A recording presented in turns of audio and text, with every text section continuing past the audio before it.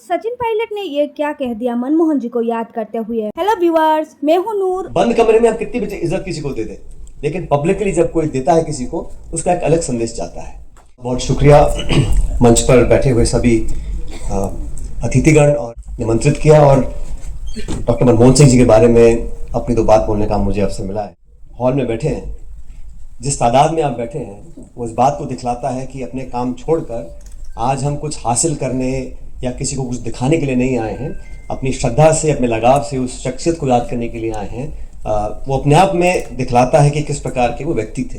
मैं ऐसा मानता हूं कि जो मनमोहन सिंह जी ने किए, वही सारे पद, वही सारी नीति, वही सारे गुण किसी और व्यक्ति में भी होते, लेकिन उनको अलग कैसे हम पाते हैं। आप सारे कामयाबी हासिल कर लें, सारे पदों पर रह लें, लेकिन जो एक फर्क मैं समझता हूं कि डॉक्टर मनमोहन सिंह जी ने जो कामयाबियां और उपलब्धियां हासिल करी, उसके अलावा जो एक बात जो आज हम सबको महसूस होती है कि उनका जो मिजाज था, उनका जो चेहरा था, उनकी जो विनम्रता थी, उनकी जो शालीनता थी, उनका जो काम करने का तरीका था, वो अगर फर्क होता तो शायद इतनी तादाद में हम उनको याद नहीं करते। उन्होंने जो कुछ भी किया, मैं मानता हूं कि इंसान, ऊपर वाला जब किस्मत लिखता है तो काम करने का मौका देता है हर एक को। उन्होंने जो कुछ हासिल किया, उनकी मुस्कुराहट, और जैसा भी पंकज जी ने कहा, शुक्ला जी ने कहा, उनको कोई गुरूर नहीं था, लेकिन हमें याद करना चाहिए जिन पदों पर वो आसीन हुए, शुरुआत कहां से करी, किस परिप्रेक्ष्य में, किस परिवार में, कहां परवरिश हुई, कैसे मेहनत कर सिर्फ और सिर्फ अपनी लगन और मेहनत से उन्होंने उन कॉलेजेस, इंस्टीट्यूशंस में पढ़ाई हासिल करी, जो आसान नहीं था। उस जमाने में वो इतनी अच्छी तालीम और शिक्षा हासिल नहीं करते तो शायद इतना लंबा सफर तय नहीं कर पाते। पहली बार मैं मंत्री बना उनके साथ, और लगभग उनसे आधी उम्र का मैं। जब काम करने की बात आती थी तो as a colleague, not as a minister, as a junior minister, but as a colleague, and it was such a privilege to work with a man who considered you as a member और equal member of the team. It's very easy for prime ministers and chief ministers to treat junior ministers shoddy manner, लेकिन जो respect वो अपने colleagues को देते थे, उससे उनके लिए दुगनी मेहनत से काम करने का मन करता था। मैं मंत्रालय संभालता था, टेक्नोलॉजी का, टेलीकॉम का, कॉर्पोरेट अफेयर्स का। कभी अगर मीटिंग होती थी कैबिनेट की, और क्योंकि मेरा मिजाज ज़्यादा ग्रामीण क्षेत्र में किसानों के साथ लगा ज़्यादा रहा, तो अगर उस इशू पे डिस्कशन होता था, फ्रीडम हम लोगों को था, इतनी छूट थी। अगर सरसों या गेहूं पे एमएसपी तय करना है, सरकार में चर्चा हो रही कैबिनेट के अंदर, मेरा मंत्रालय कॉर्पोरेट अफेयर्स का है, फिर भी अगर मैं बोलता था प्रधानमंत्री जी को कि सर मुझे लगता है कि इसमें हमें कुछ इजाफा करना चाहिए, जो अब डिसीजन हो रहा है ये मैं इससे महफूज नहीं हूं, मैं इससे सहमत नहीं हूं, वो रिगार्ड दिखाते थे।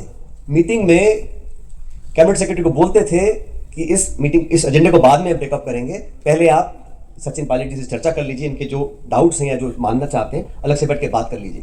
मैं इसलिए बात को बोल रहा हूं क्योंकि एक कैबिनेट के अंदर जो कलेक्टिव लीडरशिप होती है, कहने की बात होती है, लेकिन अगर कोई प्रधानमंत्री as leader of the country, leader of the parliament, इतना स्पेस किसी को काम करने का देता है, वो दिखलाता है कि वो हर एक के व्यूज को, हर एक के व्यू पॉइंट को तवज्जो देते हैं। बंद कमरे में आप कितनी भी इज्जत किसी को दे दे, लेकिन पब्लिकली जब कोई देता है किसी को, उसका एक अलग संदेश जाता है।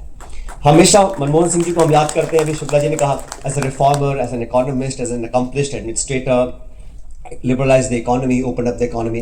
बिल्कुल सही है। उन्हीं के कार्यकाल में जो सो कॉल्ड सोशलिस्ट पॉलिसीज हैं, लेफ्ट ऑफ सेंटर पॉलिसीज हैं, वो सब हमने उनके कार्यकाल में इस देश ने देखा है।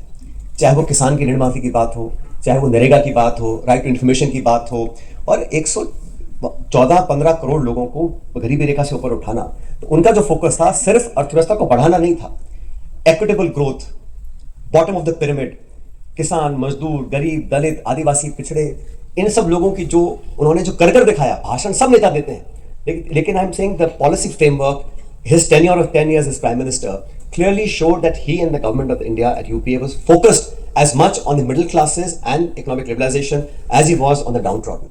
But I do believe that even as a politician, as a prime minister, आज जो भारत का औहदा पूरे दुनिया में है as a nuclear power, that didn't happen by accident. हमारी सरकार को वामपंथी दलों के लगभग 60 सांसदों का बाहर से समर्थन था, और तभी सरकार हमारी चल रही थी। बावजूद उसके अमेरिका के साथ जो अमेरिका का हमारा परमाणु करार हुआ, 123 एग्रीमेंट हुआ, it brought the government at the brink of breaking up. जो political capital doctor Manmohan Singh ji ने सिंगल हैंडेडली डिप्लॉय करी, क्योंकि भविष्य को देख सकते थे, वो जानते थे कि India must get its place under the sun as a nuclear weapon, nuclear power, और उन्होंने सीपीएम ने अपना विड्रॉ कर लिया सपोर्ट, और बड़ी मुश्किल से हम लोगों ने उसको पार्लियामेंट में पास करवाया। लेकिन आप सोचिए, for a prime minister who people से was not political, he invested everything he had because he could see the future of India and where we are today. आज के जो सियासतदान हैं वो हमारे परमाणु शक्ति पर और उस पर बहुत नाज हम सब लोगों को है, लेकिन the official recognition de facto was given only after we had that agreement with the Americans, and that to my mind is one of his greatest achievements। and मैं कहना चाहता हूँ, उस समय हमारी पार्टी के अंदर भी बहुत से लोगों ने कहा कि इस एग्रीमेंट के चक्कर में सरकार डगमगा रही है, क्या करना है, but he was very steadfast। he told the leadership in the party, he told all of us, this is good not for me or for my party, this is good for the country। बहुत सारे काम किए, और यार बिल्कुल सही कह रहे हैं, बखान करना, अपनी पीठ थपथपाना उनकी फितरत में नहीं था। जैन कम्युनिटी, उनको माइनॉरिटी का दर्जा किसने दिया? डॉक्टर मनमोहन सिंह जी ने दिया। कोई चर्चा नहीं करता इस बात की, और कोई लोग होते तो बहुत ढोल नगाड़े पीटते, लेकिन उन्होंने जो काम किए, I think by his share dedication, his honesty. And आजकल जो कोर्ट के जजमेंट आ रहे हैं लगातार, जो कथित स्कैम थे, प्रिजम्पटिव लॉस था, एलिगेशंस थे, धीरे धीरे, एंड पंकज इज राइट, इतनी जल्दी इतिहास गवाह बनेगा उनकी परछाई, उनकी इमेज के बारे में जो लोग उनको नापसंद करते होंगे। आज धीरे धीरे पूरा जमाना, पूरा समाज, पूरा देश देख रहा है कि what he did for India as a nationalist. He was a man as prime minister. 84 के दंगों के बारे में सदन में खड़े होके he said as prime minister that I hang my head in shame that event ever happened in 84। किस प्राइम मिनिस्टर में इतना करेज होगा बोलने का? आप उर्दू की बात कर रहे थे, उनका जन्म पाकिस्तान में हुआ, राजीव जी कह रहे हैं वो अपने गांव नहीं जा पाए, स्कूल नहीं जा पाए। कौन रोक रहा था उनको जाने के लिए? कितनी बार निमंत्रण आया होगा, लेकिन वो नहीं गए क्योंकि उनको लगा कि वो नहीं जाना चाहिए था। अब कौन कौन लोग पाकिस्तान गए मैं ज़्यादा बोलना नहीं चाहता हूँ, लंबी लिस्ट है वो। अडवाणी जी भी हैं, वाजपेयी जी भी हैं, मोदी जी भी हैं, लेकिन उसमें सोनिया गांधी जी नहीं है, मनमोहन सिंह जी नहीं है। नेशन फर्स्ट कहना बड़ा आसान है, लेकिन अपने लंबे पॉलिटिकल करियर में कर कर दिखाना, और till the and I think he was dedicated not to his religion, his state, even his party, he was dedicated to the country, and his contribution will be remembered for a very long time। मुझे जो समय मिला उनके साथ काम करने का, बहुत उन्होंने encourage किया, and not just as prime minister, as a elderly person who understood where I came from। तो एज गैप होता है, वेवलेंथ मैच नहीं करती हैं, लेकिन बावजूद उसके उन्होंने पूरी जिम्मेदारियां दी, and he showed with dignity and respect कि ये जो चीजें होती हैं देने से ही मिलती हैं। आप जबरदस्ती किसी से ले नहीं सकते, आप डरा धमका के सलाम ठकवा सकते हो, लेकिन जो मन की इज्जत होती है वो देने से मिलती है, and I think that he showed in his long political career. Thank you very much.